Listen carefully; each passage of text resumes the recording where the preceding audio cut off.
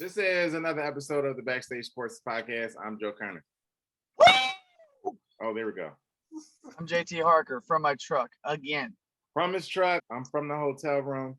So we playing a little bit injured and we playing on the road, but we still gonna play. Okay. Where are you, Joe? Where are you?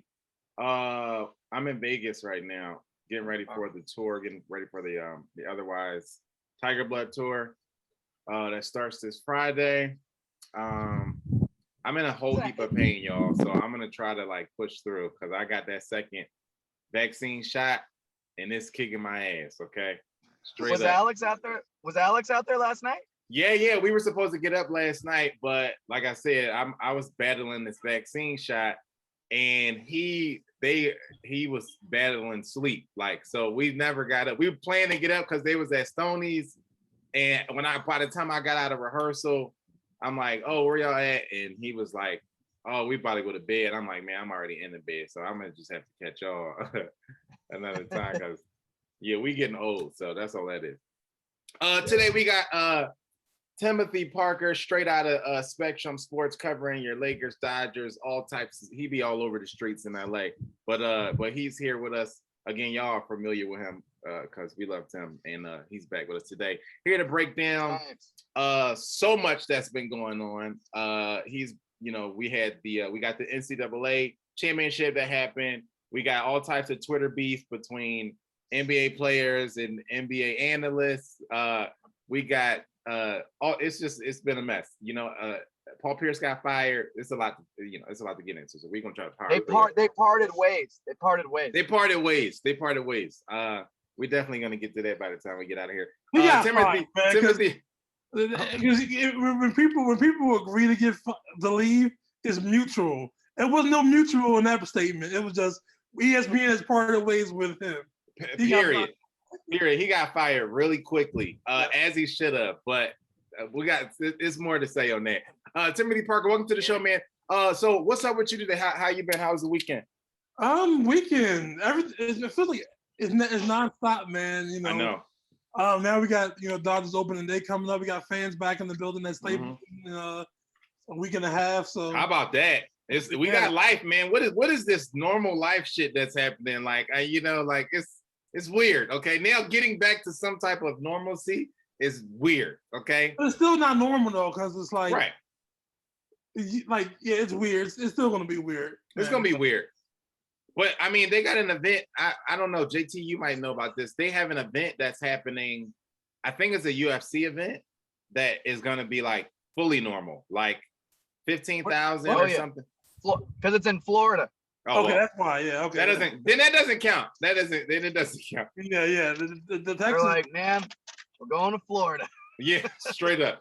The Texas Rangers fans had a whole stadium full of people other than opening day. Oh, Texas wow. And Florida. Texas and Florida. I'm moving to one of those places soon. I'm going. It doesn't count. If they're doing regular stuff and it's in Texas and Florida, it doesn't count towards normalcy. It just counts. That's just Texas and Florida. You got to wait until New York does some normal shit, and then you're like, okay, we get back to normalcy. But okay, so first and foremost, the NCAA tournament ended on Monday with a shellacking. I mean, Baylor, they whooped up on Gonzaga, which I don't think anybody expected. I mean, I don't think the guys who have paid attention to college basketball all year expected this. Like, I don't know anybody who was picking Baylor to blow them out pretty much. So I was surprised at that. I picked Baylor to win it, so I was happy that to win our little bracket that went down to the championship game, my Baylor versus JT's Gonzaga, and we have not watched a lick of college basketball. Zero. All year. Dude, I was literally like, oh, Gonzaga's undefeated. I knew they were undefeated for the season. Like I had seen the headlines, right? Yeah. So I was like, I knew they were having a great season, and my son lives in Spokane. That's how I made my decision.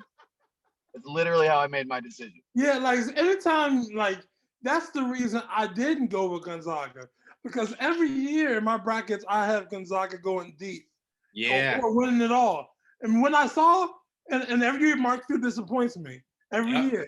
Yeah. But when I saw that you was undefeated, I'm like, this definitely ain't the year. Yeah. I thought the same thing because I picked Gonzaga to win it last year. And so I almost, when I was doing the bracket this year, I almost picked them again. And then I was like, you know what? Just off the strength of like weird juju, I'm not going to pick them to win it this year because I picked them to win it last year and it didn't go in my favor. And so I didn't even have them in the championship. I picked them to lose to Iowa or something like right before that game. But I was like, all right, I'll pick them to get pretty close, and then I'm gonna go with Baylor, you know what I mean, to win it. And it seemed like a lot of people was picking Gonzaga. That was the other reason why I didn't pick them, because I felt like go the opposite way of the fray. So, but the other thing is that no undefeated team. I don't know if it's any of them, but from what I saw, it's been either a long time or none of them have went undefeated for the entire season and then won the championship. Oh, since 79. No, 79. Before 79. Yeah. Before 79.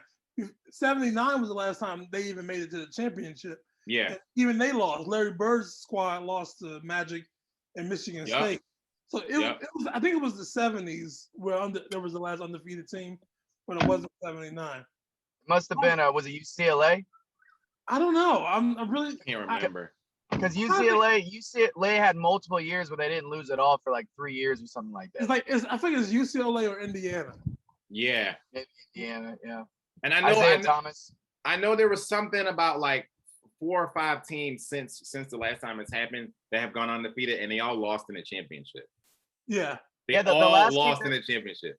The last team that had a shot was that Kentucky squad, right? Yeah, Kentucky. Yeah, Kentucky.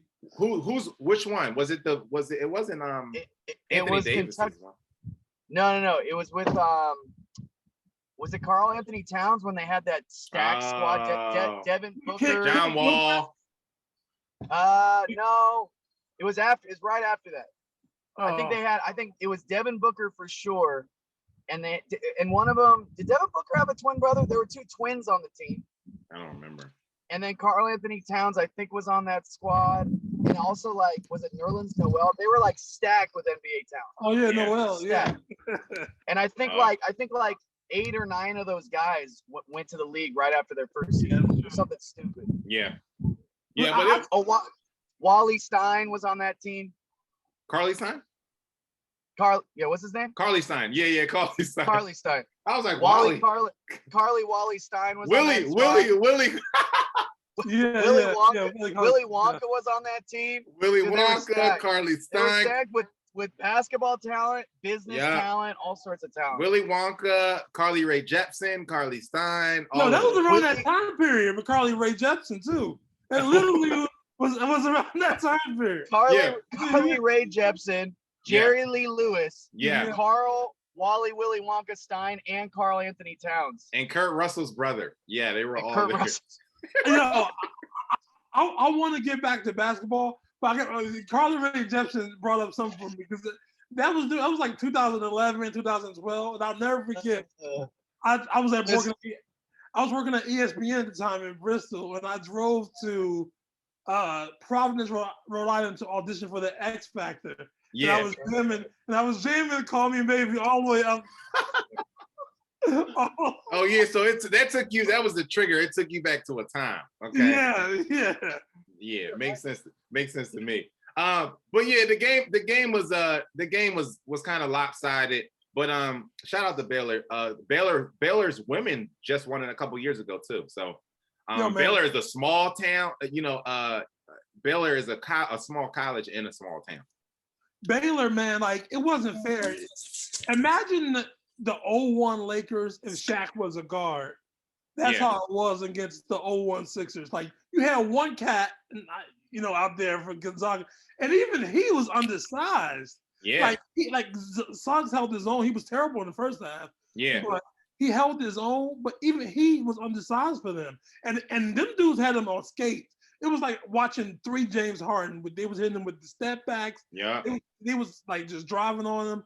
The dude, they were terrified. The guy Vital really showed up against Timmy too, because Timmy was giving it to UCLA, and it was pissing me off because I'm watching the game and I'm like, I don't understand why I can't forget the big guy's name from UCLA, but he's at the top of the key, and Timmy is posting somebody up, abusing them in a post.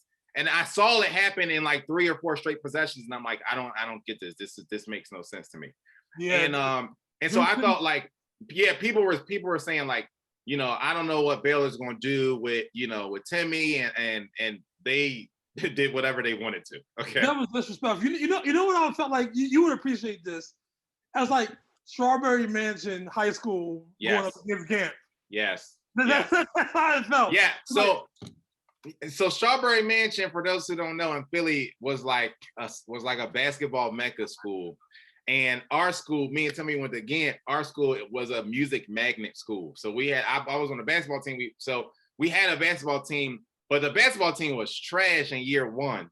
And by the time we made the playoffs by the time I graduated, but we really I didn't know that. That's good. That's an accomplishment, bro. Right. We did. We made the playoffs in our senior year. But we played Ray Rice. Ray Rice was, some people might remember Ray Rice. He was a very high top recruit, top guard in the country.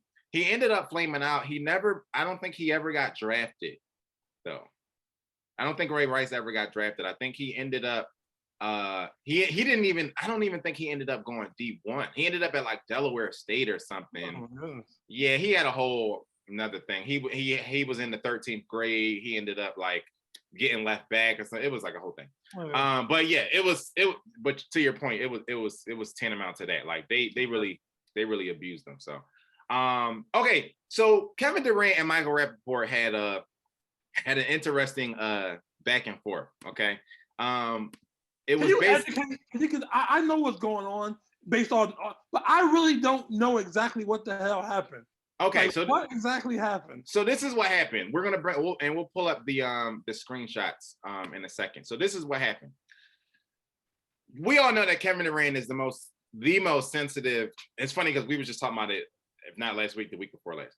We know Kevin Durant is maybe the most sensitive superstar in the league today. Okay, he's been on Twitter going back and forth with analysts to Joe Schmoes in their mama's basement. Like whoever, he'll go at you. Like if he has the time, he will definitely go at you. Michael, he did an interview a while ago, I guess in one of his first games back this season, where I think it was an interview where he was giving like Charles Barkley 1-word answers or something. Michael Rapaport saw the interview. Michael was just tweeting, as he does. Like Michael Rapaport, those who don't know, Michael Rapaport is frequently like, in the media channels on sports. He's on Fox, he's on ESPN. Like he's evolved into like the Spike Lee on steroids. Yes, he is. So it's not out of the norm for him to be tweeting about some sports stuff, or he's on Undisputed frequently. So Michael saw the interview. It was on TNT, and then he tweeted. He didn't ask Kevin Durant. He tweeted out, If you didn't want to do the interview, just don't do the interview. And apparently it got back to Kevin Durant, and Kevin Durant inboxed him. And that's where it got out of hand. And we'll pull up some of the screenshots. So apparently it got to the point where Michael Rapaport was like, he was pissed off, and he ended up putting out the screenshots. So here's some of the screenshots where Kevin Durant is just going at him. A lot of it. Michael Rapaport is not even really responding back. But he's in here saying, "I did the interview. You dickhead. Tell your baby daddy Chuck to be better at his job and frame his questions better. He gave me two questions for that dumbass question." And so it started out talking about the interview and how Michael Rapaport commented on the interview, but then it got personal, and he's in here saying, "Meet me on West 17th tomorrow at 10, or better yet, what's your address?" He's on here calling him a pussy, calling him a bitch. He said something about his wife in here at some point. KD is going real hard. He was going extra. He said, "Your wife is mad as fuck because you wasting that little bit of money on lawyers." And I mean, he went way too hard. And so you can go see some of the screenshots. Yeah, like, I'm looking at, he called him a C. Like, damn, like. Yeah. He was going hard. Like like Michael Rapaport said something about Kevin Durant's like family or something. Like it was like ridiculous. So Michael Rapaport put the tweets out. He was like, I'm pissed about it. He later went on Undisputed, and they asked him like, what happened? He was like, I was pissed. He was like, I was pissed. He said, one, I was threatened. I didn't feel threatened. I was threatened. He brought my wife into it. And then he said he kept going. Like you can see on some of the screenshots, Michael wasn't even responding. And Michael said he was on set one time a day later after the first initial couple messages he sent, and he said he just randomly inboxed him again and was like saying something like, I'm gonna spit in your face when I see you. And that's when he was like, yo, I'm tired of this. Like, this is not even cool. So that was basically the story. KD, I'm kind of concerned for his mental health, bro. I've been concerned for his mental health. Yeah, huh? I've been concerned for his mental health. Okay, yeah. This is because you are number one, you've been in the league how many years? How many years have you been in the league? You should not be surprised or shaken by your name being in the media or your name being on SportsCenter or on a podcast or on people, like that makes no sense to me. You know what I mean? Yeah. Like people, you're a basketball player. You're one of the best basketball players in the league, right? So for you to have this visceral reaction anytime somebody says something about you is very weird. It's very weird. It makes no sense to me. Yeah, I don't understand. I don't understand. It's embarrassing. Yeah, it's embarrassing. And Michael. So I was going to ask you about Michael. So why are people coming at Michael Rapaport for divulging? Is it because he snitched basically to the world? It's because he put the tweet. It's because he put the messages out there, and people were mad at him for putting the messages out there, and they were saying, I've seen some of the athletes and some of the analysts, Shannon Sharp, and me and Shannon Sharp typically don't ever disagree, but we vehemently disagree on this because Shannon was like, you shouldn't have put him out there and da-da-da-da. I agree though. It's like you shouldn't have said it. That's where I'm at. You shouldn't have said it. The minute you talk about him, him putting the screenshots out there was friendly. Because the minute you talking about my wife and you gonna see me and you gonna spit in my face, I'm doing way worse than putting the screenshots. Okay, all right, okay, Paul. Okay, here's the thing. So you right now with the NBA bubble situation or whatever they got going on, you can't get to Kevin Durant. It's not like you can go to. Well, actually, I don't know with the fans back, but either way, you can't get courtside right now. Mm-hmm. So it's not like he can go pull up on them and put some in the face. So maybe that goes with what you're saying. But I think. But it's a consequence to me. It's like this, I think for Michael Rapaport, he's like, you want to talk like this to me? I'm gonna let the world see it, and you're gonna pay for it. And he did. He got fined $50,000 for Michael Rapaport is paying for it too. He's paying for it socially. Like he said, like he was on Undisputed, and he talked about how like people have been in his DM. It was weird, man. He was playing with the crying thing because that caught me off guard too. He was saying basically like I can handle it though. He's like people, you got the Kevin Durant stands that's they cussing him out on Twitter, or he said people might feel like I don't know. He was basically saying like he gets it from certain people, like he's been in the streets and people have said something to him about it and stuff like that. But I don't think that, to me, I'm not upset at Michael Rapaport putting the screenshots out there. It's just like, that's what you need to pay the cost for, because this, at some point, if you're Kevin Durant, your actions and your thin skin is bound to catch up to you. All right, so this is exactly the reason why I don't slide into DMs, right. even when I think it might be beneficial for me to slide into DMs, right? Because you have no control or power of what that person is going to do with it. Right. It's for real. Like, so. And you should, if you're an NBA player, a big NBA superstar, not an NBA player, not just any. When we talk about Kevin Durant, he's in that tier of LeBron James and Steph Curry, and like he's up there, the most visible, the most talked about. If you're in that and you've been in that space for years, right? You should know better than to say anything out your mouth on social media or online. That's what I'm saying. Like you're a grown ass man, number one. And number two, you've been in this spotlight for a long time. And the fact that you don't know how to navigate in this spotlight by now is crazy to me. That is crazy to me. That's crazy. Thing though, there's like, if you're LeBron James, to a certain extent, you have to, or I guess you don't have to, but you care about your image. Michael Jordan, you care about, you're protecting your brand. Yeah. Kyrie doesn't care. And I remember hearing him talk on All the Smoke when they asked him about why are you, and they were laughing about like, why are you tweeting back at nobody? Why do you have burner accounts? And he's like, dude, I'm open about everything. Like, I got burner accounts, I got my account, and I'm just not like other people. If I want to say something, I don't care if you see it. I don't care if you know that I'm going to go back and forth with this dude, or if I'm going to have this conversation. He just doesn't care. So it's like, I don't think he should do it. I think it's stupid. But if you don't care, I guess you don't care. I think he doesn't. I think he can't help it. And this goes to Tim's point about his mental health. I think he can't help it. I think it's a weakness. Like, I don't think, because when you talk about not caring, that's a strength to me. When you get to the point in life where you don't give a fuck what people think about you, that's a strength. That's a superpower. Right? No, he doesn't care what people think. He just doesn't that people see what he says. I think he can't help it. I think he can't help it. Like, I think if he could control his impulsiveness, he would. But here's the thing, though. Okay, I have a problem. Like, if I want a burger, I'm going to get it. That's a problem. This is real talk. I got that same problem, bro. Straight up. This is real talk. That's like a discipline. That's an impulse. I'm hungry. I want it. Uh-huh. This is the way I feel about anybody who texts things that are ridiculous, or who DMs anything or tweets anything that's ridiculous. Maybe it's because I'm a bad typer. I don't know. But you literally have to sit and type these things. Yes. That's not an impulse. That's a personal flaw, because you did consider this and sent it. Yeah.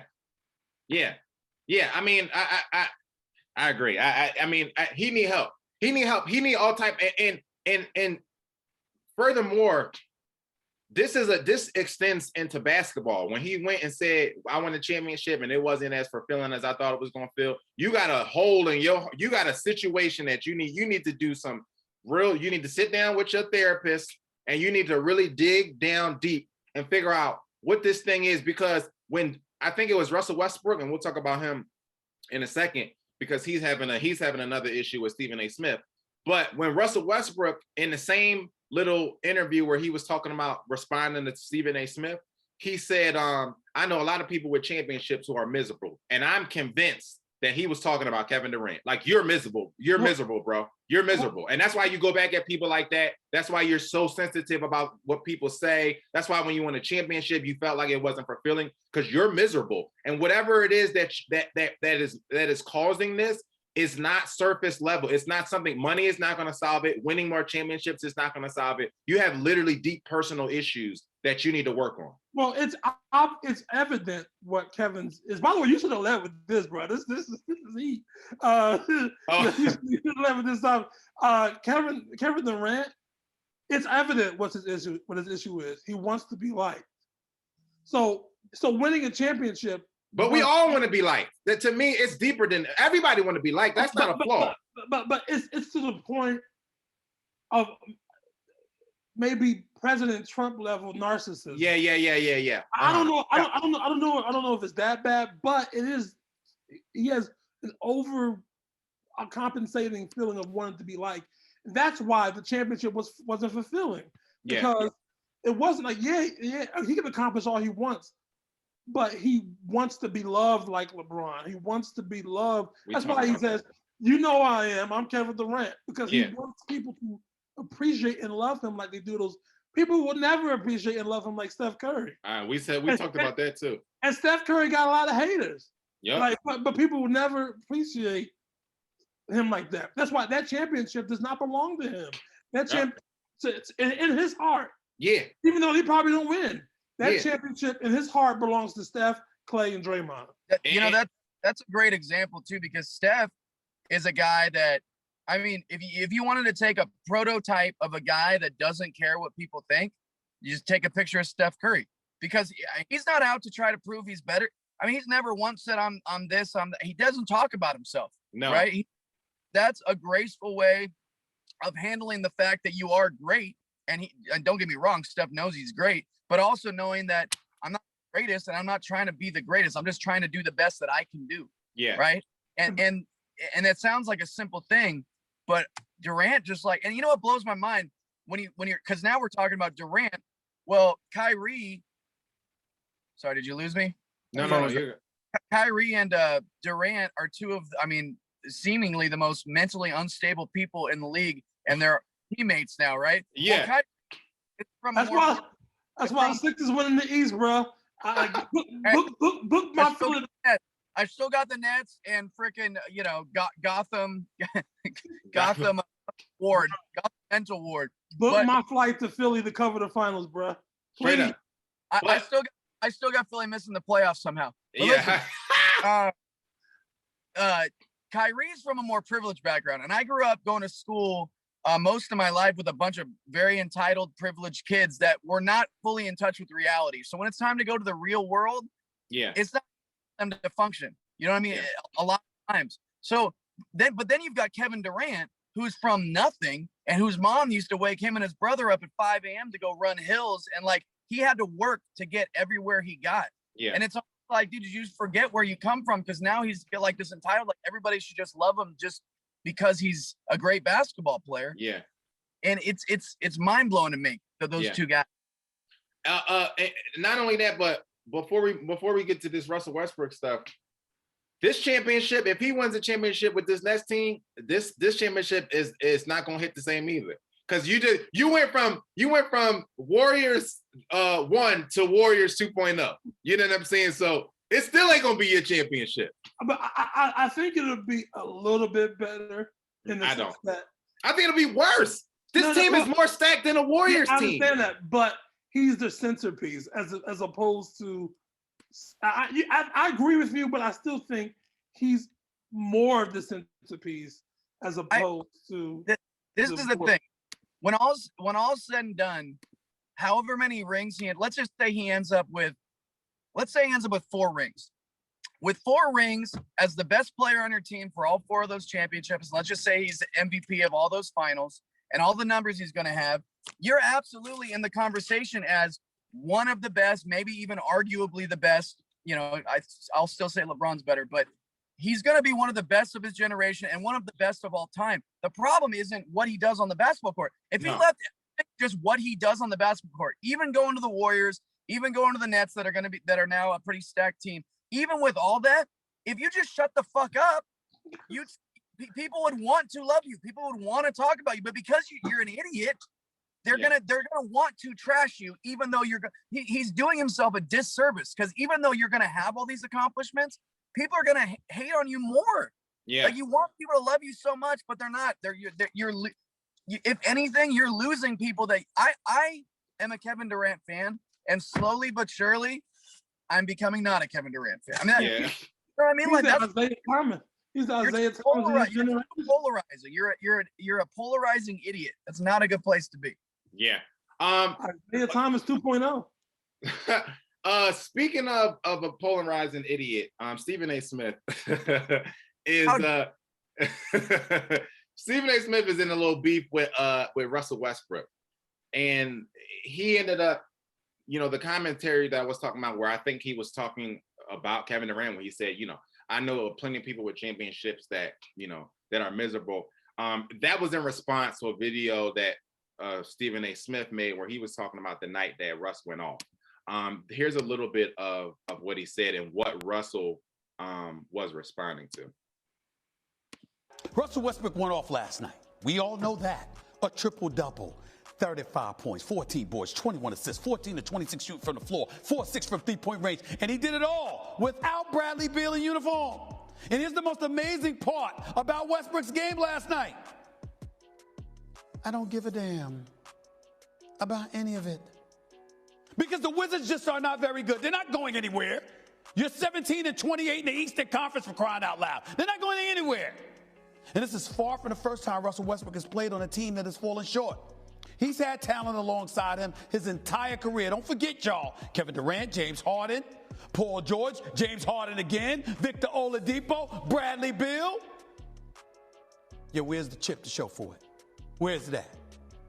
That has to hurt a lot. Okay, so Russell Westbrook basically was asked about this video in an interview, like after the game or a day later or something like that. And that's when he kind of went on his diatribe, basically saying like, you know what? I was a champion when I made it to the NBA, when I made it out of the area that I grew up in, LA. Know plenty of guys that have championships that are miserable, and then his wife jumped in it and was I definitely know one. Right, I definitely know one. That's why I'm like, he had to be talking about Kevin Durant. But then his wife jumped in it and was like, stop talking about us, leave us alone. Here's the thing about this issue.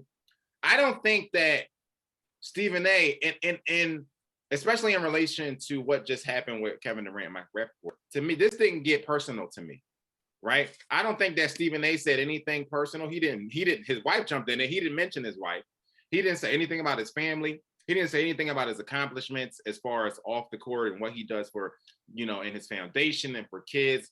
He didn't denigrate his personality. Stephen A gets paid to be on TV and make comments about sports, right? So for him to say, I don't care, where's the championship? To me, it wasn't, they kind of went back hard on him, like between Russ's wife and Russ in the interview. And I didn't really see a problem with what Stephen A said, because it was within it, it was his opinion and it was within the bounds of sports to me. I mean, am I tripping on that? Yeah, it's just everything that Stephen A does is so robust. Right. That's his job.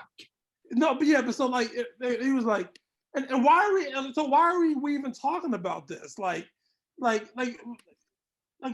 guess because he had the big night, so to me, okay, he had a great night. I guess I understand Stephen A why, because he don't give a damn. Because I don't give a damn. Like who cares? Right. What Russell Westbrook is like, I forgot about him. Like he's a good player on a scrub team. I can't. He's like I'm trying to think of a player like one of these.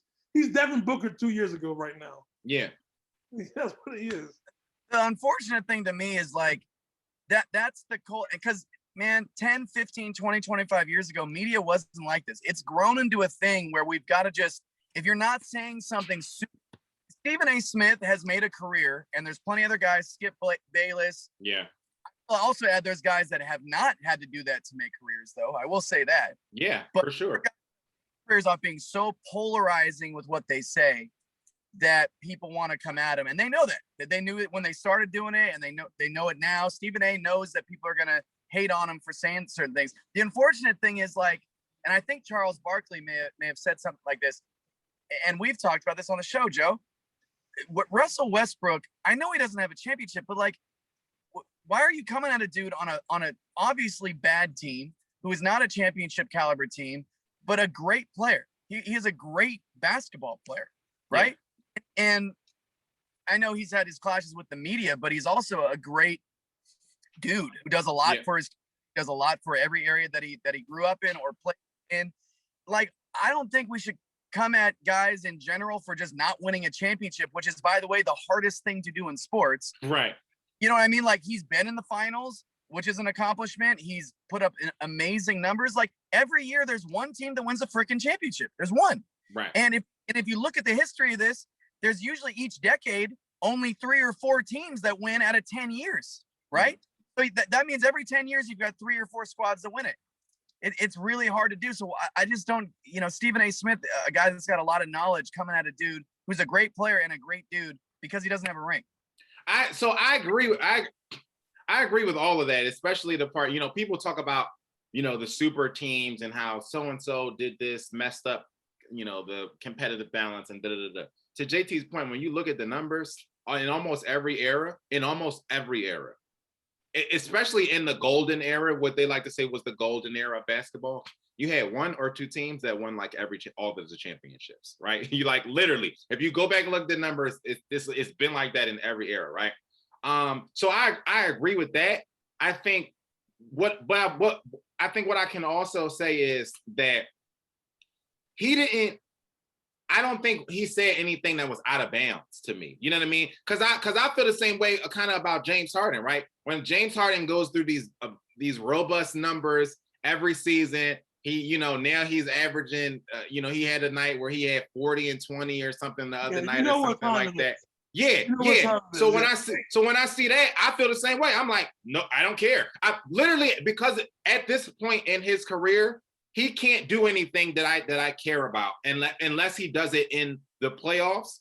And for me, it's not even a championship thing; it's a playoff thing for James. It's like you're Michael Jordan in the regular season, and in the playoffs, you're Kwame Brown. You know what I mean? No, he's not. Come on, that's just this. He's not Kwame Brown. Where's the lie? Where's the lie? Where's the lie? Where is the lie? I don't think he said anything out of bounds. I just think it's like, God, you're Stephen A. Smith. He could be doing a lot of things with his voice right now. And it's just like, why are we going at Russell Westbrook? It just seems stupid to me. It's like, but it's not out of bounds. He's talking about something that has happened. Yeah. He's not going to win a championship. He's not the first guy to do that. It's just weird to me. It's weird. He's not the first guy, and he's not going to be the last guy. And you're right. We are in this era this unrealistic era of everybody got to win a championship, and if you don't, you trash. And that's a our era thing. That never happened before this. Like it started, and I would say it started. That's my guy. But I would think most people can agree with me. I would say it started with LeBron. Like people needed something to knock LeBron on, and the only thing they could was well, you don't have no rings, and it kept up, and it just moved from player to player after that. No, I disagree with you, Joe. It happened back in the day too. It is everything in this generation is hyperly, I don't know how is right in your face because of social media. Yeah. Now I'm about to give you a story because this guy listening to radio in Philadelphia, Angelo Cataldi. Yeah. In 1990, he was calling Michael Jordan a bum for not winning a ring. So it's not just it's just that it's in your face now. Yeah. Charles Barkley, forget Charles Barkley because Charles Barkley's personality absolved them from some of this. But Pat Ewing, people killed Patrick Ewing, bro. Mm-hmm. Not winning, especially how they lost the ring. Same thing with Westbrook and Durant blowing that lead to the Warriors. Yeah. Well, who else? Patrick Ewing, they performed in Game 7 against the Rockets. So this has been going on for decades. I think it's so much in your face now. Yeah. It's definitely a social media era thing where it's more, like you said, it's I was gonna say it is more because it was around with Jordan, and I was gonna say it actually. I think it started with Jordan and two extremes because he went from being this great player who people wanted to knock and had won a championship. Then he wins 6, and now if you can't even win 1, it was like accentuated because now you've got a great player who won 6 and you can't even manage to get 1 like it's an easy thing to do. Right. Gotten so ridiculous, and it drives me crazy too. And you guys can relate to this as a guy who played sports at not the highest level, but I was a good high school athlete. I went and played a little small college ball. Like I'm an okay athlete who loves sports, but I played sports. I was in locker rooms with dudes, really good athletes. I played against really good players that went on to have professional careers. It drives me crazy to look at dudes that never look like they even maybe, they don't look like they played sports, but they're just up here like ripping guys that are playing at the highest level of professional sports. Okay, all right. Well, okay. They're in the 0.1% of athletes in the world, and everybody's got something to say about a guy because he doesn't have a ring on his finger. Yeah. Well, let me defend the journalists who are on this stage now. I'm not talking about everybody, but guys like Wilbon, even Wilbon, but no, Stephen A. Smith, or even Whitlock. Whitlock is complete, but he did have the journalist in the beginning. He had the journalistic credibility over decades of experience of being in locker rooms to speak on these things. So, and another thing, it also didn't used to be like this. You had you had radio, like sports television changed once First Take kind of changed television, period. Yeah. Because they saw that debate drew in ratings, and not only did sports television all go to that, but news television went to that. Yeah, you're right. They did. Everybody follows suit. Yeah. You're right. So you're right. That's what it is. It's unfortunate, but yeah, you're right. Okay, let's talk about we gotta talk about JT's Warriors real quick. Before you go on, can I say something real quick too? Because we actually talked about this before when Damian decided to stay in Portland. But man, I just want to keep, and I'll say this till the day I die, but like he had a quote the other day along the lines of what we said like a year or two ago about I'm just, guys aren't loyal in this game. So, guy, whatever he's, the quote I'm talking about? Yeah. Like, and I applaud. He said something like I'm in the wrong era because these guys aren't loyal. Because and that's where the confusion is. I think he hasn't won a championship. He hasn't really even been really close, but there is absolutely something to be said for a guy that sticks in a place like Portland, because what these guys mean to that community, to an area that they play in, especially being he's from the West also, like it's a big deal. It's a big deal. Karl Malone did end up somewhere else, but him and John Stockton were in Utah for 20. It's important that guys did that. It's a big deal that they played like champions for Utah for the entire time they were there, even though they don't have a ring to show for it. Like that's, I hate to sound like the old man that's saying like it's important to be loyal, but like that, it's an important thing, and we're losing that because everyone's chasing rings. I'm not hating on chasing. I hate losing too, and I'd probably want to chase a ring too. I'm just saying, don't hate on a guy like Lillard or Westbrook who stuck it out in OKC longer than some people thought he should. You know what I mean? Like those guys are champions because they championed your organization, right? And the amount they're doing for that community, and then we're gonna hate on those guys later. That's all I want to say. I think the flip side to that is, and it might be a chicken or the egg thing, but I think the flip side to that is guys that feel the pressure now more now than ever, like we said, because of this era that we're in. These guys feel the pressure to get a championship before their career is over, because they feel like in the media or whatever, how they're perceived, their career would basically be nothing. It would be worthless. It would be pointless. And they know, and because that is the era that we live in, you know what I mean? That they feel like I gotta win a championship or I didn't do anything for 10 plus years. Right. But that's why I applaud guys that, because it's a maturity thing, right? Lillard's a mature guy. He's a really good, like he understands, like, people may perceive me like that. And, who knows? Maybe he doesn't stay in Portland for his entire career, but people are gonna perceive me like that. But I don't care. But at the end, that's reality. Like reality is you were a great player. Like I get it. Other people, we didn't never want a ring, but like if you're centered in yourself and you know who you are, at the end of the day, that's not really what's important. Yeah. You know what I'm saying? And I respect Dame Lillard, but I can't blame the guys that feel the pressure of winning in this era. It's the same way I feel about the social media age and the young, girls that are coming up now, where they see everybody. If you look at Instagram, everybody's rich and all the women was born with a 2-inch waist and big boobs and a fat butt, right? I'm glad you said that, because I'm sitting there with a good professional job looking at these Instagram. How y'all getting this? Everybody rich. Everybody go on trips every month. Everybody and as far as the women go, all the women they got big butts, small waists, and big. You know what I'm saying? And how y'all doing this? And as a young girl coming up, they can't help but to feel the pressure of going, I need to look like Kim Kardashian, right? And so, although I don't agree with it, I understand them succumbing to that pressure because of the era that they're growing up in, right? And so I feel the same way about the players, where I don't hate on Dame Lillard for staying, but I also don't blame the players who are like, I need to win a championship, because if I don't, Stephen A. Smith is going to do a 3-minute segment on why none of my other accomplishments matter because I haven't won a championship. That's just the era that we're in, So, you're muted, bro.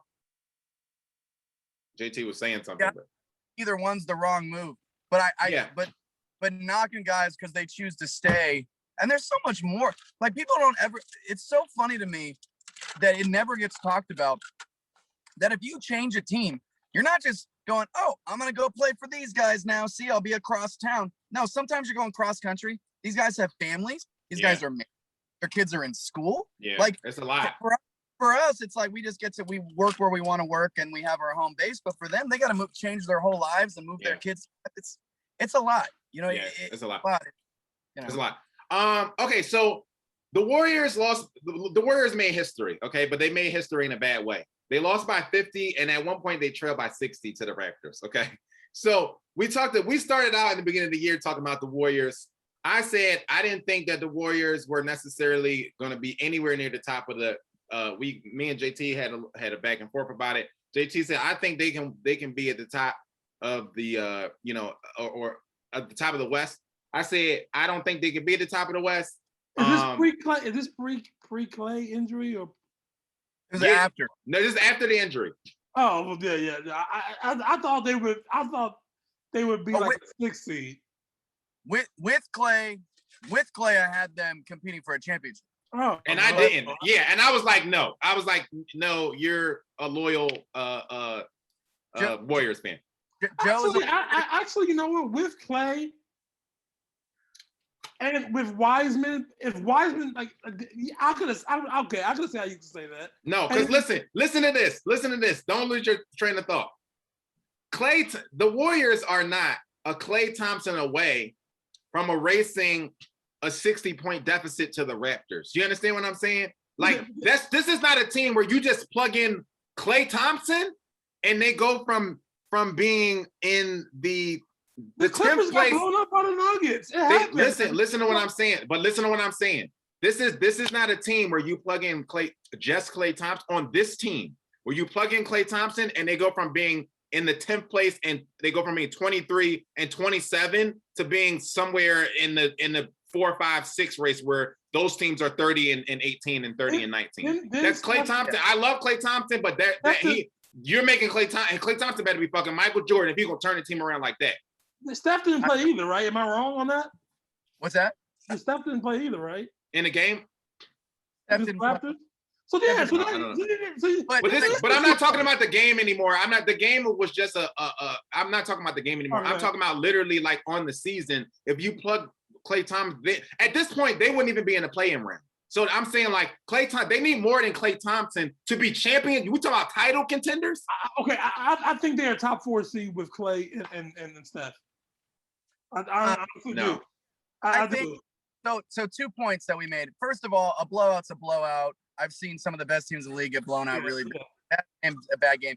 And up until the last, this was a 60-point blowout. All blowouts are not created equal. Again, the Clippers got blown out by 50 by the Nuggets. You're losing your MVP candidate who's having an incredible year. They're not going to beat the Raptors without him. But regardless, they before the last 4 weeks where Steph, by the way, was out for like 3 weeks. I mean, everyone knows this year Steph has got to make them go because they don't have Draymond Green helps make them go, but he doesn't bring enough offense himself. Steph's doing everything out there. That's what I'm saying. And Draymond Green ain't Draymond Green from 2016. That was the other thing, right? No, but he's playing fantastic. He's playing fantastic. But he's not the same though. I'm not saying he's not, but he's not the same. But my point is, they were comfortably in the 6th spot and even the 5th spot at the beginning of the year for the whole season. They were just there. So now they lose Steph. They're on. Well, that was premature to me. It's almost the whole entire season. Almost for the first half of the season, they've been at the bottom for the rest for the later. But to me that just meant that I said in the beginning of the season that these teams are gonna a lot of these teams I think are gonna come back to the pack. It happened in the Eastern Conference where things kind of melded back into place. I think it'll happen even with some of the I can't remember who it was, but Dallas was like out of the playoffs for like the whole first half of the season. I'm like, Dallas is gonna make the playoff. Like they're a good enough team to where they had a rough first half, but like that's not going to continue throughout the season. I think what happens is when we get later in the season, we start seeing things start to measure out in more of its true form. To me, the Warriors being in the 4th or 5th seed as currently constructed was never going to hold up all season long. Yeah, but what I'm saying, what I'm addressing is that they were there pretty much the whole season until Steph got hurt. So, where they end out and Wiseman's been out for, injuries happen, whatever. But my point, obviously, I was basing this on a healthy team where Steph isn't missing extended time. But regardless, so they might be in 10th right now. If you finish 8th to 10th, you basically got the same record. You're basically like right around 500 or a little over 500. Yeah, I don't know if they're gonna hold your point. I don't think they're gonna get that. The Pelicans are on their trail. It might be over for them, but yeah, they might be. It might be. I picked the Pelicans to get into, and they haven't quite lived up to it yet. But my point is, I absolutely believe you put in Clay, who's all NBA defense and an all NBA basketball player, and arguably the second greatest shooter of all time. I don't understand why he doesn't get the respect or love. Like, that player goes back on that team and they're not immediately in like a 4th seed position. It's not a disrespect to Clay. It's a realistic view at the rest of the roster, because 2 guys, it's not going to win you a championship, right? The team is not terrible. Like the team. No. To say that a team is not a championship contender is not to say that they're not terrible. Because I can tell you who else is not terrible. The Dallas Mavericks aren't terrible. Portland Trailblazers aren't terrible. Neither one of those teams is going to win a championship. So you don't have to be not terrible to be. They're not. There with Klay Thompson, the rest of that team is not even as good as that Portland team. I'm sorry, I disagree because wait. I don't understand this, and it seems to be particularly with Klay, where people don't talk about him in the same. But if you have any other guy that gets hurt, misses a season, obviously now he's missing 2, but he's an all NBA player and an all defensive NBA player, and then he's going back to that team, and you basically are saying it doesn't move the needle barely at all. That blows my mind. I don't understand why. Let me tell you why it doesn't blow my mind. Because Jordan Poole, Kelly Oubre, Andrew Wiggins, Toscano, Wiseman, who's kind of been underachieving this year. It doesn't blow my mind because winning a championship is a team accomplishment. And this Warriors team from top to bottom that's not a championship roster. But see, here's the thing is, if you plug in Klay Thompson and James Wiseman develops, Wiggins is a nice piece. You said develops. You said develop. That's time. All right, but I'm saying, that's what I mean. That's what I mean. Like, well, forget the develop. He's a nice. He's okay now. But if you bring in, if Klay Thompson's your number 2, you depend less on Wiggins, and you have Oubre. You have a nice little bench. Yeah, that's what I'm saying. And that's my whole point. Like, you've got Pascal coming off the bench. You've got Wiggins, Oubre now coming off the bench when Klay comes back. Like that Wiggins is now like more like your 3rd or 4th option instead of your 2nd option. It changes a lot.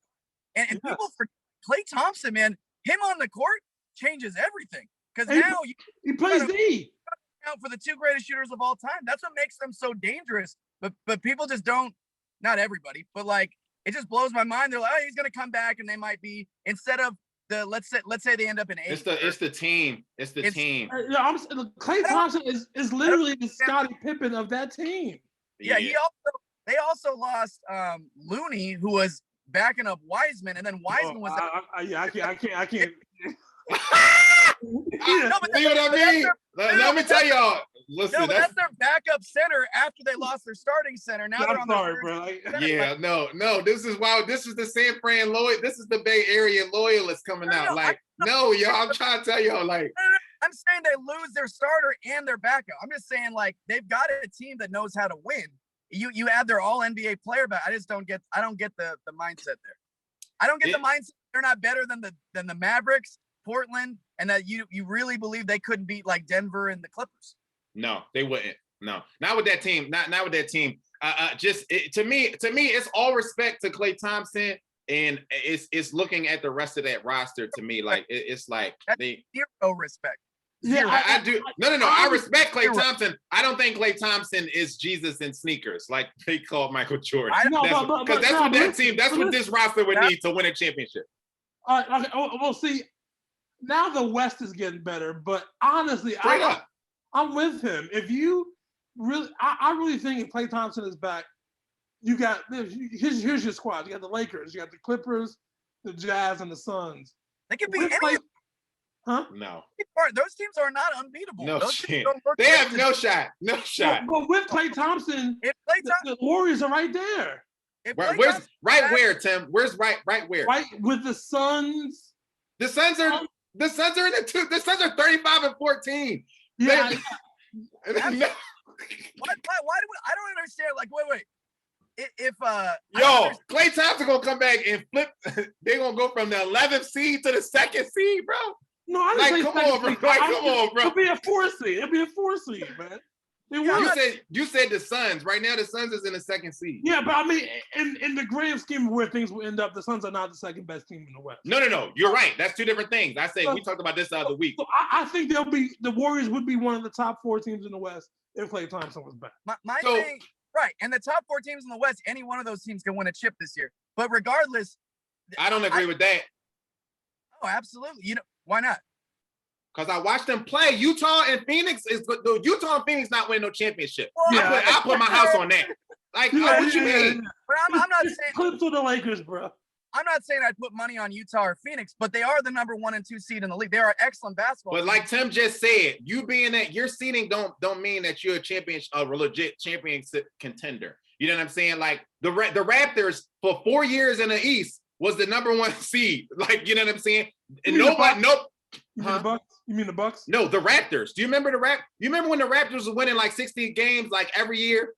And it was like 2 seasons. It was like 2 or 3 where they had the best record in the league. Wow, I don't remember that. The Raptors had the best record in the league for 2 or 3 seasons straight. And neither one of those seasons did anybody go, the Raptors are going to win a championship. You know what I'm saying? Because that's not how it shakes out. Like people rest. You got LeBron James. Is like, yeah, that happens. But I'm just saying, in the theory that usually, very, very rarely does a team win a championship or even potentially make finals that isn't in the top 3 or 4 seeds. Like those are usually the guys we're looking at. Unless there's major injuries all year, those are the teams we're looking at that have a shot. Right. We talked about last year. We talked about last week or week before that how this is going to be a weird year.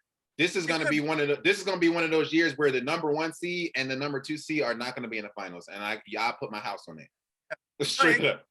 COVID is making things weird for sure, and my money again would be on the Lakers over any of those other teams we just mentioned at the top of the West. I'm just saying, like, listen, Lakers got to be careful they don't get to a playoff game. But that's what I mean. That's what I mean as far as a weird year. You might have a real championship contender in the play-in tournament. That's what I mean. It's just going to be a weird year. One game, you never know. It's just going to be a weird year.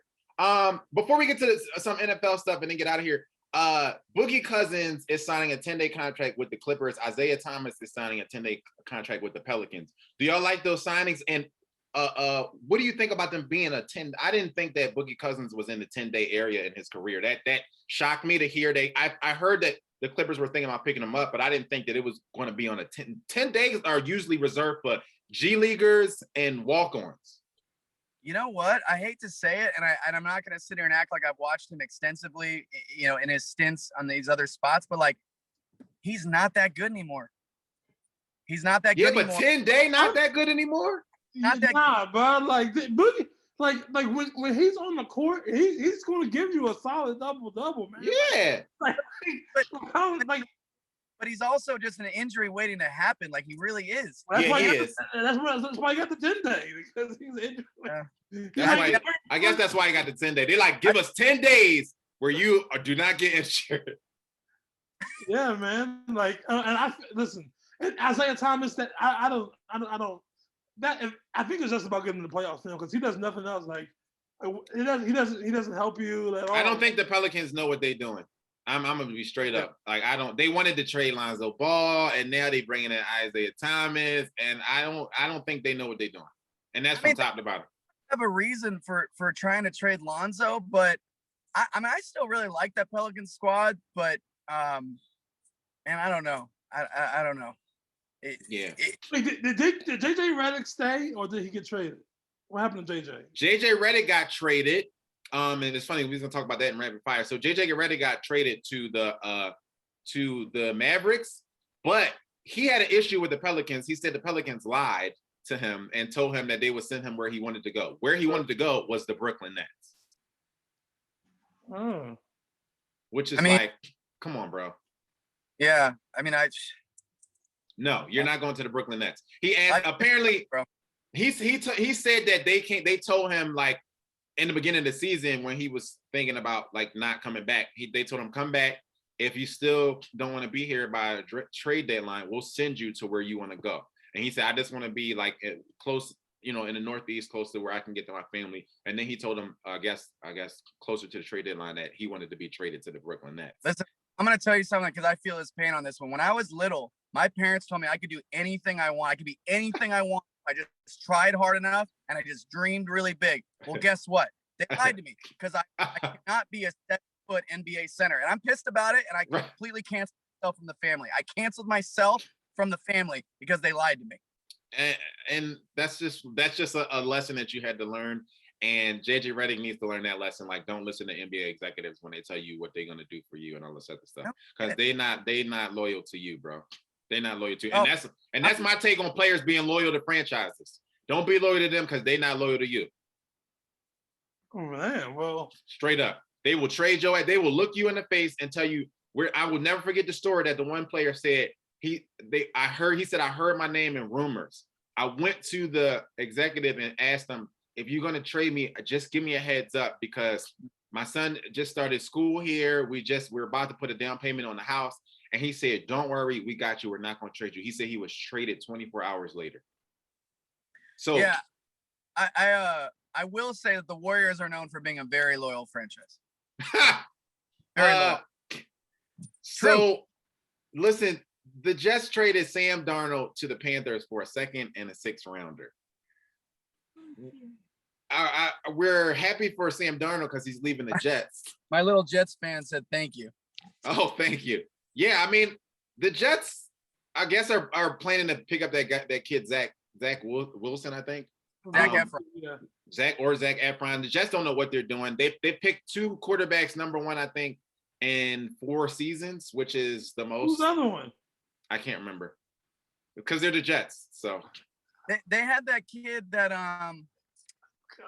went in and he was awful. Yeah. What was his name? I can't remember his name. But he no idea.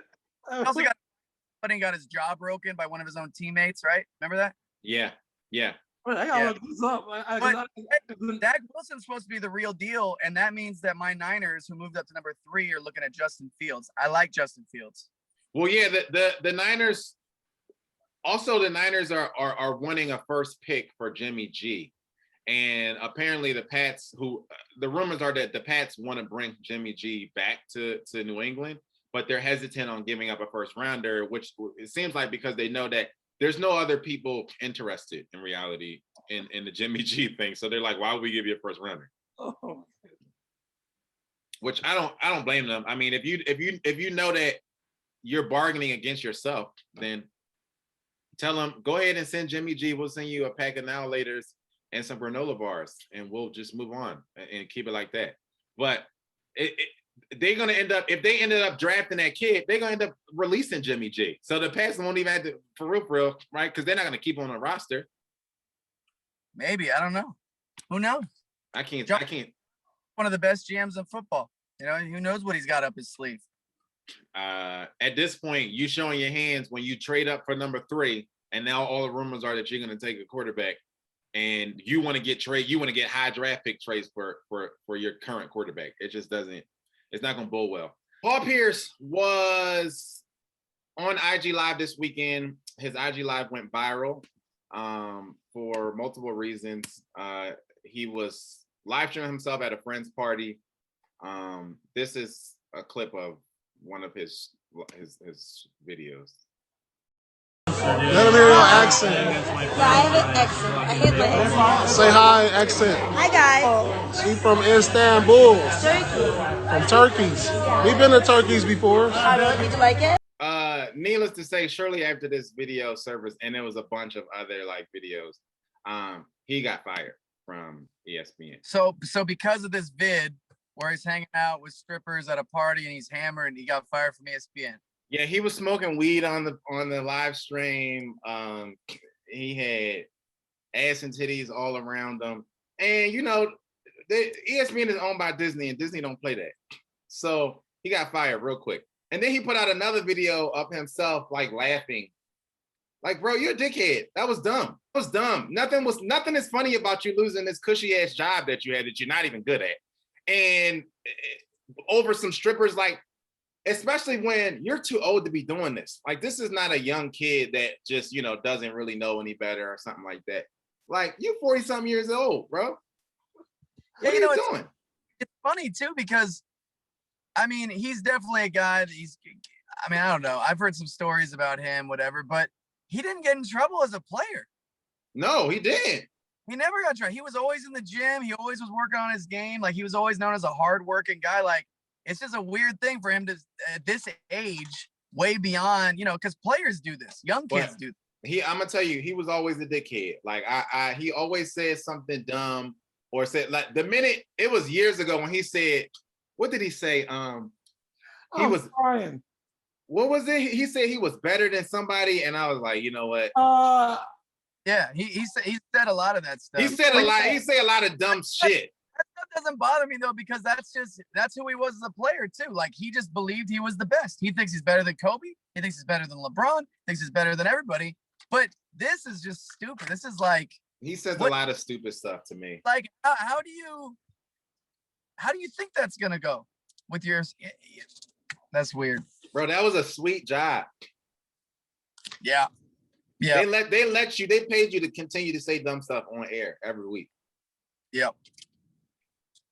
Okay, Andre Drummond had his Lakers debut last week. He left the game in like 2 minutes because his entire toenail came off. So that was creepy. Yeah. He another one that, like, he might need to be on a 10-day contract. He need to stay.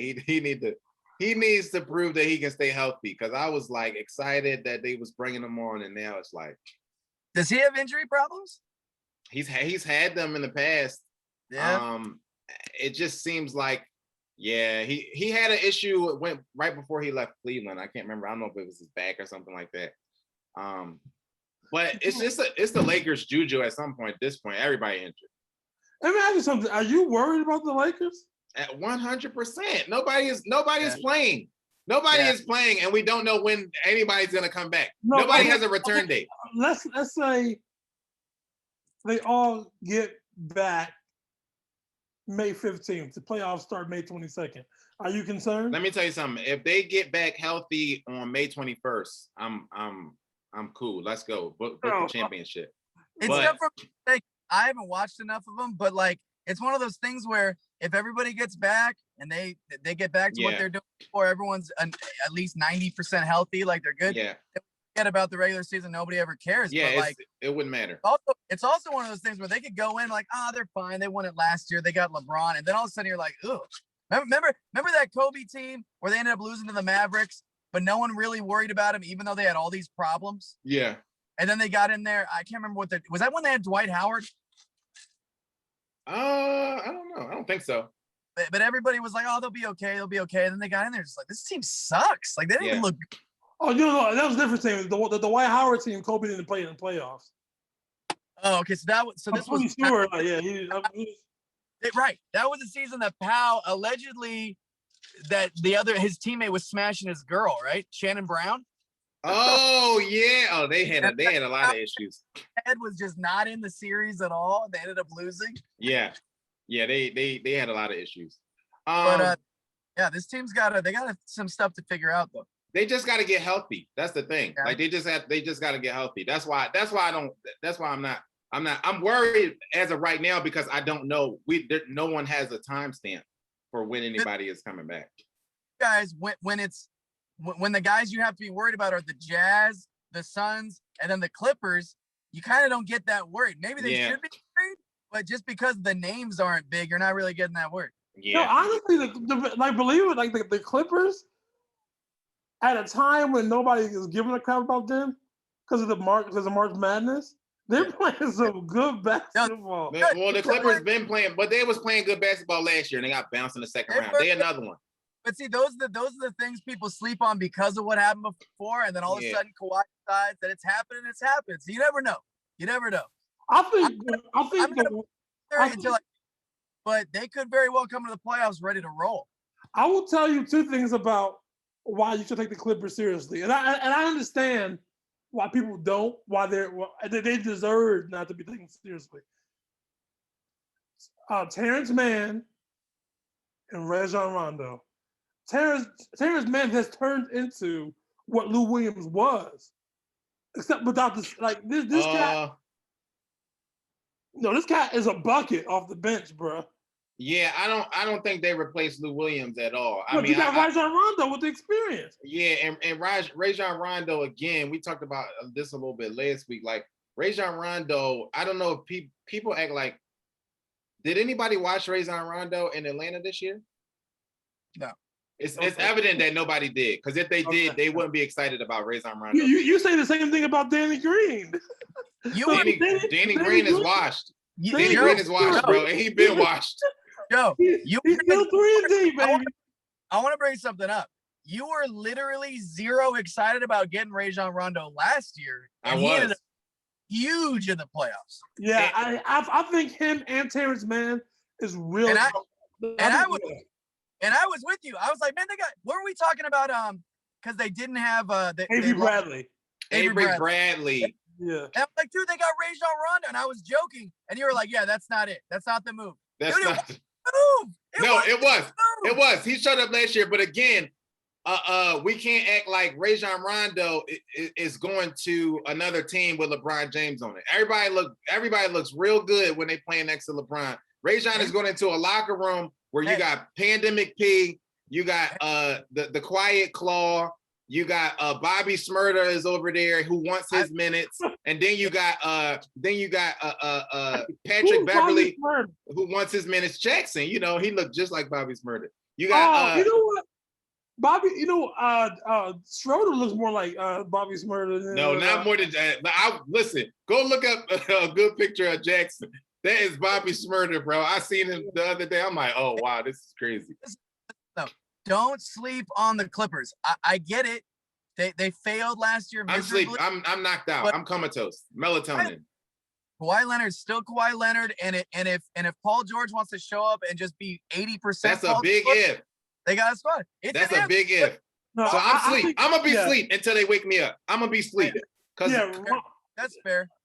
I think Rondo's. I'm telling you, I think Rondo with that experience, and Terrence Mann playing the way he's playing. Can I say something else too?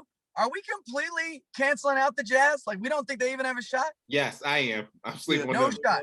I'm comatose on the Jazz. Yes, 100%. You know what? The Jazz. The Jazz are the Rockets. When them threes don't fall, they done. Yeah. That's true. That's true. Yeah. So Brandon Marshall, I wanted to show this video, but we having terrible hotel internet. Brandon Marshall had another screaming match on his podcast with Ocho and other guys on the podcast about NBA contracts. He was like literally standing up there like irate, screaming at the top of his lungs, talking about how NBA contracts are not guaranteed. I want to see if I can at least, yeah. Oh, yeah. It was like a whole thing. I want to see if I can at least get the audio pumping through here. So let's see if we can do this. Everybody got guaranteed contracts, and it's false. They don't. Searching this, and I'm telling you, it's the truth. No, they don't. Not everybody that's on the NBA roster has a guaranteed. There's two-way contracts. There's two-way contracts, and then there's the top dog. There's the top dog. No, it's not. There's 4 guys on the NBA team that got guaranteed contracts, and everybody else will be cut today and don't got nothing and don't have land down. What? Look it up. It's not guaranteed. He tripping, bro. He was yelling like the bang. He was about to bust a blood vessel. Brandon Marshall, you should look it up. All NBA contracts are guaranteed. He's wrong. He's wrong. He's just wrong. He was loud and wrong. They're all guaranteed. Even the rookie contracts for the first 2 years are guaranteed. So you're wrong, bro. You're loud and very wrong. Boogie Cousins getting paid guaranteed for the team. He getting a 10-day guaranteed contract. You straight up. Dude, I read something the other man. I wish I could remember all the names, but there are like 3 or 4 guys. I think Paul Pierce might be one of them. I think Paul Pierce is still getting paid by the Brooklyn Nets. I think, yeah, because he got bought out, because they bought out his contract, or they did something. It wasn't a buyout, because then it would have been clean. But yes, I know what you're talking about. Yes, Still getting paid. That's why he cool with the ESPN firing. Right. Dude, I saw one the other day that said somebody's still getting paid by an NBA team. Bro, I'm not even kidding you. He played in like the early 2000s. He retired. Yeah. He's still getting checks from an NBA like 10 years after he played. Yeah, I don't know. Brandon Marshall is now doing this for a living. If y'all don't know, Brandon Marshall is on First Things First. That comes on before Undisputed. Every day he's a part of the crew now. I don't know how you don't know this information, bro. You do this for a living. You do this every day. Like, I don't know how, for you to be that loud and wrong. It wasn't about you being wrong, because we've all said wrong. Especially when you talk on the mic and you talk about stuff, you're going to say something wrong. We've all said something wrong on a broadcast, on a podcast, but you were like adamantly loud and wrong, which made it like even funnier. Like, you were screaming at the top of your lungs, wrong as hell. Like, it was hilarious. Last but not least, has he acknowledged that he was wrong about this? I don't know, because this just went viral. This just hit like today, like this morning. So I don't know if he'll probably talk about it tomorrow on tomorrow's show. So I don't know. You know what's crazy? As entertaining as Shannon and Skip their social clips are, I don't think I've watched Undisputed ever. Maybe once, which is crazy. It's good, dude. It's good. Shannon is a gold mine. But I'm so conditioned. To just watching the clips. Yeah, I've turned to CBS Sports Network more than I've turned to Fox Sports. Oh, I don't know how you did that. I don't check the CBS at all. I'll watch the clips, but those two just have to go so hard on the opposite side of each other. I can't do it. Shannon is so funny that like I literally just watch for Shannon. He is funny. And Skip, I agree with a lot of the stuff that both of them say, but like, even when I fully agree with Skip, like fully agree, I still can't stand listening to him talk. I know. I know. Last but not least, you know the Catch Me Outside girl, Bad Bobby? Yeah. She turned 18 last week. And on her 18th. 18? Yes. She been doing a whole lot of talking for somebody. I thought she was like 22 by now. Yes. 25, like, people don't realize how young she was when she hit, when she first got viral. She had to be like 14 when she first hit, or when she first got viral, maybe 13 or something like that. Damn. Yeah. That's crazy. Right. So she, on her 18th birthday, she started an OnlyFans account, because she was allowed to, because she was 18. She made over $1 million in 6 hours. 6 hours.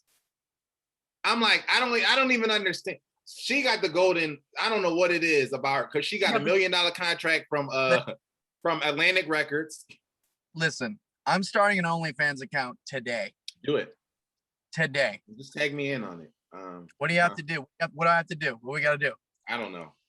That's insane. That's insane. In the first 6 hours. And she's not even like, she's a cute girl, but she was actually cuter to me a couple years ago. Like she's too skinny now. Like she had like a little bit of a body on her, and now she looks smaller than like Kendall Jenner. Like she's like, does her bio say just a little innocent fun? Huh? Oh God, we gotta go, because that is an inside joke that could go a long way. Timothy Parker, thanks so much for joining the show today. Yes, sir. Tell the people where they can follow and support anything that you got coming up. Timothy Parker TV is my Twitter. Timothy Parker TV is my Instagram. You can catch me on Spectrum News 1. We got Dodgers coverage coming for you this weekend, and hopefully they're getting ready for the NBA playoffs soon. That's right. Here we go. I'm at Joe Conner 33 on everything. Make sure you like and subscribe to our YouTube, and hit us up on Instagram, Twitter, and Facebook, whatever you use frequently. Hit us up and drop us a note. Let us know that you're there. And also follow on whatever platform that you listen to your podcast on, because that helps us as well. Be sure to go, if you are going to be in any of these red states that we're going to, the Otherwise Tour is coming to you. It starts this Friday. Go get your tickets. You can hop on my Instagram page and find the link for tickets. So make sure you go check that out. Also check out the YouTube page with me and Czar. We're doing Married at First Sight right now, reviews. We're also going to do some other shows and movies and stuff like that. And we got a dope little community that has a lot of fun. We get rowdy on there. So check it out. Yeah, at JT Harker for everything.